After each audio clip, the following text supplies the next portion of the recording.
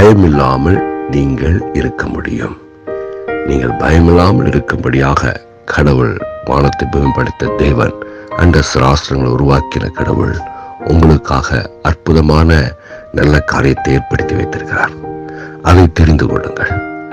ஏசாயா 54:14 கடவுள் சொல்றாரு, நீ நீதியினால் ஸ்திரப்பட்டிருப்பாய், கொடுமைக்கு தூரமாவாய், பயமே இல்லாமல் இருப்பாய், திகிலுக்கு தூரமாவாய், அது உன்னை அணுகுவதில்லை. திடீர் வரக்கூடிய திகில் அது உன்னை அணுகுவதில்லை, கொடுமை அது உன்னை அணுகுவதில்லை, தீங்கு அது உன்னை அணுகுவதில்லை. திடீரென்று வரக்கூடிய எந்த ஒரு காரியமும் உன்னை அணுகாது. நீ பயமில்லாமல் இருக்க முடியும் என்று வானத்தையும் பூமியும் படைத்த கடவுள் சொல்கிறார். அது எப்படி?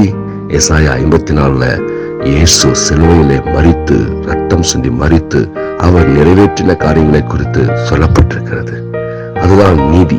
தேவன் விரும்புகிற நீதி இயேசுவிலே காணப்பட்டது. இயேசுவை சிலுவையிலே வைத்து அடித்து நொறுக்கி தேவனுடைய நீதியை நிறைவேற்ற செய்திருக்கிறார்.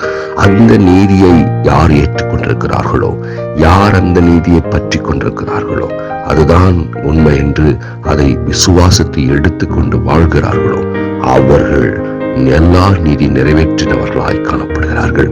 அவர்கள் அந்த நீதியின் தேவனாலே, அந்த நீதியினாலே நாம் ஸ்திரப்பட்டு இருக்க முடியும். ஸ்திரத்தன்மை வரும், வளர்ச்சி, முன்னேற்றம் உருவாகும், மேன்மை உருவாகும், நன்மைகள் உண்டாகும். ஆகவே நீங்கள் இந்த சிலுவையிலே நிறைவேற்றின நீதியை, சிலுவையிலே நிறைவேற்றின நீதியின் தேவனை பற்றி கொண்டிருப்பீர்களானால் துளி அளவு கூட பயம் இல்லாமல் இருக்க முடியும். ஏனென்றால் திடீரென்று வரக்கூடிய திகில் உங்க வீட்டை அணுகாது, உங்களை அணுகாது, உங்களுடைய வேலை அணுகாது, உங்களுடைய பிசினஸ் அணுகாது.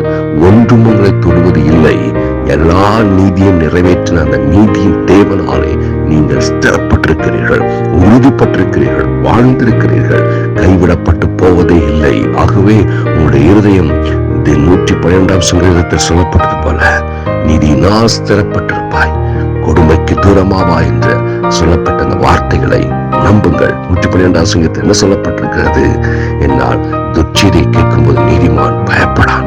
நீதிமான், அவன் நீதிமான், அவன் கர்த்தரை நம்பி திடனாயிருப்பான். அவன் இருதயம் கர்த்தரையே சார்ந்து கொண்டிருக்கும். கர்த்தரை நம்பி அவனுடைய இருதயம் உறுதியாக இருக்கும். கர்த்தரின் வார்த்தையை நம்பி, அதில் இந்த வார்த்தை நம்புங்கள். பயமில்லாதிருப்பீர்கள், பயமில்லாதிருப்பீர்கள். பயம் உங்களை அணுகுவது இல்லை, இல்லை, இல்லை. God bless you.